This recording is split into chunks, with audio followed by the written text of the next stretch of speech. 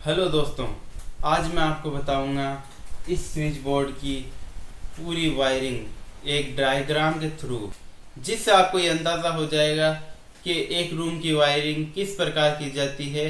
और इस switch board की पूरी वायरिंग आपको इस वीडियो में समझ में आ जाएगी। अगर आपने वीडियो पूरी देखी और बिना स्किप किए देखी तो मैं आपसे वादा करता हूँ कि आप इस स्विच बोर्ड की पूरी वायरिंग सीख जाएंगे।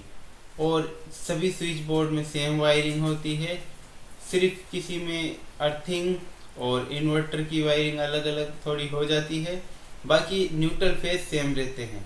तो अगर आपने इसमें फोकस किया और डायग्राम को सही तरीके से समझा तो आप कोई भी वायरिंग आसानी से कर लेंगे। तो चलिए ज़्यादा टाइम नहीं लेते हुए हम आपको इसकी वायरिंग सिखाते हैं और आपको पूरा डायग्राम एकदम अच्छे से समझ लेना है। तो चलिए वीडियो को शुरू करते हैं। तो दोस्तों, जैसा कि आप देख सकते हैं, हमने दो बल्ब, एक सीलिंग फैन और एक टेबल फैन लिया है और इसकी वायरिंग हम इस स्विच बोर्ड से करेंगे। तो वीडियो को ध्यान से देखिएगा और अगर आपको कुछ समझ में नहीं आया तो आप हमें कमेंट कर सकते हैं, हम उसका जवाब ज़रूर देंगे। तो चलिए वीडियो को शुरू करते हैं। तो जैसा कि आप लोग जानते हैं कि वायरिंग के लिए हमें दो वायर की ज़रूरत पड़ती है, एक न्यूट्रल और एक फेस। इन दोनों वायर से ही हमारे पूरे घर की लाइन चलती है। तो हमें हर एक उपकरण को न्यूट्रल और फेस देना पड़ेगा, तभी ये उपकरण चलेंगे। जैसे कि हमारे सीलिंग फ़ैन, हमारे बल्ब, हमारे टेबल फ़ैन, ये सब उपकरण कहलाए जाते हैं। तो जब इनको हम न्यूट्रल फेस देते हैं तब ये वर्क करते हैं, इसलिए हमें इनके लिए न्यूट्रल और फेस का सर्किट बनाना पड़ता है। तो हम सबसे पहले स्विच बोर्ड से शुरू करते हैं, हम इसकी वायरिंग करते हैं। तो इसकी वायरिंग करने के लिए आपको प्रत्येक स्विच के नीचे वाले हिस्से में एक वायर लूप करना होगा। ये देखिए कुछ इस प्रकार से हमने चारों स्विच के नीचे इस वायर को लूप कर लिया है। अब इसका ऊपर वाला जो टर्मिनल बचता है उससे हम हर एक उपकरण को फेस देंगे।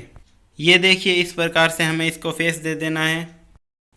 हमने सीलिंग फैन को इसलिए फेस नहीं दिया क्योंकि हम इसकी वायरिंग रेगुलेटर से करेंगे।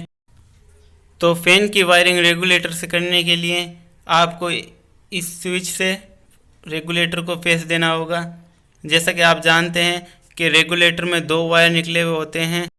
तो रेगुलेटर के एक वायर को हम स्विच से लाइन देंगे, देखिए कुछ इस प्रकार। अब रेगुलेटर के दूसरे वाले वायर से हम फैन को कनेक्ट कर देंगे। दोस्तों, उम्मीद करता हूँ आपको सब समझ में आ रहा होगा। तो दोस्तों, आपको बता दूँ कि जैसे हमारा ये 5 पिन सॉकेट है, तो ये सॉकेट भी एक उपकरण ही कहलाएगा और इसमें भी हमें फेस देना पड़ेगा। तो हम जैसे एक स्विच, जो हमारा ये लास्ट आखिरी स्विच बचा है, इससे इसको फेस देंगे। तो दोस्तों, फाइनली हमने सॉकेट को भी फेस दे दिया है। अब बारी आती है न्यूट्रल की। तो न्यूट्रल हम इन सब को डायरेक्ट देंगे। तो चलिए अब इनको सबको न्यूट्रल देते हैं। ये देखिए हमने इन तीनों उपकरणों को न्यूट्रल दे दिया है। इन तीनों उपकरणों को न्यूट्रल डायरेक्ट मिल चुका है। अब यही न्यूट्रल हम इस सॉकेट को भी देंगे क्योंकि सॉकेट में भी डायरेक्ट न्यूट्रल जाता है। तो ये देखिए दोस्तों, हमारे न्यूट्रल फेस इन तीनों उपकरणों को मिल चुके हैं। अब हम जो मीटर से लाइन आती है वो लाइन इस स्विच बोर्ड को देंगे ताकि हमारे इस स्विच बोर्ड में न्यूट्रल और फेस दोनों मिल सके। तो ये देखिए हमारा मीटर आ गया है। अब इनमें न्यूट्रल फेस एक तो जो खंबे से आता है वो हम इधर से इसको दे देते हैं। ये हमने खंबे वाला न्यूट्रल फेस इसे दे दिया है। अब यहाँ से हम एक फेस लेते हैं और हमारे स्विच बोर्ड में लेके जाते हैं। देखिए हम जो मीटर से फेस का वायर लेकर आए हैं उसे हमने स्विच बोर्ड के स्विच के नीचे वाले टर्मिनल में कनेक्ट कर दिया है ताकि स्विच बोर्ड को सप्लाई मिल सके। और जो हम मीटर से न्यूट्रल का वायर लेकर आए हैं उसे हमने स्विच बोर्ड के सॉकेट के एक साइड में कनेक्ट कर दिया है ताकि सभी उपकरण को न्यूट्रल मिल सके। तो इसी के साथ दोस्तों हमारी स्विच बोर्ड की वायरिंग कंप्लीट होती है। और जैसा कि आप लोग जानते हैं, जो ये हमारा टेबल फैन है, ये जब सॉकेट में हम प्लग लगाते हैं तब चलता है, तो इसके लिए हमें कोई वायरिंग की ज़रूरत नहीं है। तो उम्मीद करता हूँ आपको ये वीडियो काफ़ी अच्छी लगी होगी। अगर आपको कुछ समझ में नहीं आया तो आप हमें कमेंट कर सकते हैं और मिलते हैं नई वीडियो में। तब तक के लिए बाय बाय।